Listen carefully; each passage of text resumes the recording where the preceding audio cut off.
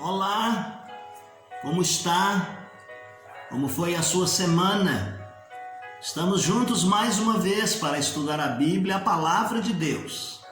Antes, porém, nós vamos orar. Querido Deus, orienta-nos no estudo da Tua Palavra. Hoje, quando vamos começar um estudo na carta escrita por Pedro, que o Senhor possa falar profundamente aos nossos corações. É a oração que fazemos, agradecidos, no nome de Jesus. Amém. Muito bem, meus queridos, hoje nós vamos começar falando algumas coisas que estão na primeira epístola escrita por Pedro, ou a primeira carta de Pedro. E nós vamos puxar um tema aqui. Nós não estamos expondo versículo por versículo, mas nós estamos trabalhando temas dentro desses estudos que estamos trazendo, baseados no texto escrito pelo nosso saudoso e querido professor, pastor Darcy Duzilek, de saudosa memória. Hoje eu quero considerar com os irmãos, e daqui para frente, as obrigações da graça. As obrigações da graça. E há um texto em 1 Pedro capítulo 1, verso 3, o 5 e o 12, que dizem o seguinte: Bendito seja o Deus e Pai de nosso Senhor Jesus Cristo, que segundo a sua grande misericórdia nos regenerou para uma vida de esperança pela ressurreição de Jesus Cristo entre os mortos, exortando e testificando que esta é a verdadeira graça de Deus. Nela permanecei. Nela permanecei. Obrigações da graça. Alguém deu este subtítulo. Um escritor muito famoso, norte-americano, Dr. William Barclay, ao fazer um comentário a respeito da carta escrita por Pedro. E ele, então, dando esse tema, ele diz que, sem dúvida, é um bom tema para descrever o conteúdo da carta escrita por Pedro. Nesse tempo em que os crentes estavam, em que nós somos rondados pela tentação de considerarmos a salvação algo barato, considerar que o resultado da graça seja barata. Aliás, o Dr. Dietrich Bonhoeffer escreveu um livro por título O Discipulado e o Preço da Graça. E nele ele escreve um texto, uma parte que fala a respeito da graça cara e da graça barata. Há muitas pessoas que querem viver um cristianismo superficial. Cristianismo sem compromisso. Eu já ia fazendo um trocadilho aqui. Cristianismo sem compromisso. É isso que Pedro vai considerar aqui nestes textos que nós vamos trazer para os irmãos. Está implícito no ato de salvar, do Senhor Jesus Cristo salvar o ser humano, a graça de Deus, de graça, para nós. Mas implica numa responsabilidade comprometida da parte daquele que é o alvo da graça, que é o ser humano que foi salvo. Na salvação está implícito um discipulado, tornar-se discípulo de Cristo, seguidor de Cristo, proclamador das verdades de Cristo, comprometido com o caráter de Cristo. É de graça, mas nós temos que olhar que foi pago um alto preço, sangue precioso derramado na cruz do Calvário. Para quem foi escrita esta carta? Ela foi escrita justamente para um grupo de crentes judeus e gentios, que viviam na parte oriental da Ásia Menor, que estavam enfrentando problemas de perseguição por causa da fé em Cristo Jesus. Então Pedro vai escrever esta carta para estimular os crentes a ficarem firmes em seu compromisso e dedicação a Cristo. Essa carta é trazida para nós hoje também no sentido de estimular-nos a vivermos um compromisso verdadeiro e real com Jesus Cristo. Mas ele queria muito mais ao escrever esta carta. Ele queria que os seus leitores demonstrassem um estilo de vida que pudesse transformar as intrigas e as acusações feitas pelos pagãos em palavras de apreciação, de respeito para com a fé cristã. Aquilo que eles viessem fazer, acusando, depreciando o crente, que na postura deles e no compromisso que eles tinham com o Senhor Jesus Cristo, eles causassem respeito e despertassem a atenção das outras pessoas a respeito da fé cristã. Então, para conseguir esse intento, ele vai admoestar os crentes. Por exemplo, vocês obedeçam os governantes. Obedeçam os governantes. Obedeçam às autoridades.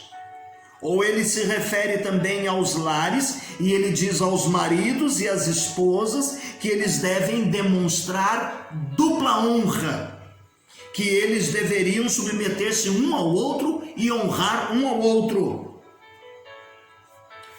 E aí, quando ele faz uma descrição aqui a respeito da morte de Jesus Cristo, no capítulo 2, verso 21 ao 25, no capítulo 3, o verso de número 18, ele traz isso com a finalidade de encorajar os crentes a vencerem o mal e a resistir até o fim das suas vidas. A autoria, estamos dizendo que a carta é uma carta escrita por Pedro. Sem dúvida nenhuma, a autoria é de Pedro, de alguém que sucedeu os apóstolos ou que esteve juntamente com Jesus. Há uma citação aí em 1 Pedro capítulo 2, 13 e 17, que soa como se Pedro tivesse ouvido e aprendido diretamente de Jesus. Um texto que está retratado em Mateus capítulo 17, do verso 24 ao 27. Então, a semelhança dos ensinos de Jesus Cristo, Pedro vai fornecer aos crentes do seu tempo esta maneira favorável para viverem um compromisso com o Senhor Jesus Cristo. E o que dizer da data? Nós poderíamos datar esta carta do ano 64 depois de Cristo, ou na década de 60, nós incluiríamos esta carta, porque ela vai falar de sofrimento por parte de alguém. E nós vamos lembrar de fato que realmente aqueles crentes sofreram no período de Nero, quando Nero começa a perseguir os cristãos que estão ali em Roma, e isso é por volta do ano 64 depois de Cristo. Talvez alguns crentes que já deixaram ali o lugar onde eles estão e que foram para o interior, para algumas províncias, procurando ter uma vida mais tranquila, fugindo das perseguições. Então, provavelmente, Pedro tenha escrito esta carta para fortalecer estes que já estavam um pouquinho mais distantes. As perseguições talvez tenham tido muita intensidade e fizeram e forçaram então essas pessoas a viver desta maneira. Há um momento em que Pedro faz um desafio muito forte, lembrando uma expressão que está lá no livro de Atos, capítulo 5, verso de número 29. Importa antes obedecer a Deus do que aos homens. Obedecer a Deus do que aos homens. Já dissemos quem são os destinatários desta carta então, mas vamos lá. Ele está falando a respeito daqueles crentes que estão vivendo fora da rota da viagem comercial, do caminho comercial ali. E então nós olhamos e vemos como é que o evangelho chegou a essas regiões. A Bíblia não nos dá margem para dizer como foi que esse evangelho chegou a essas regiões.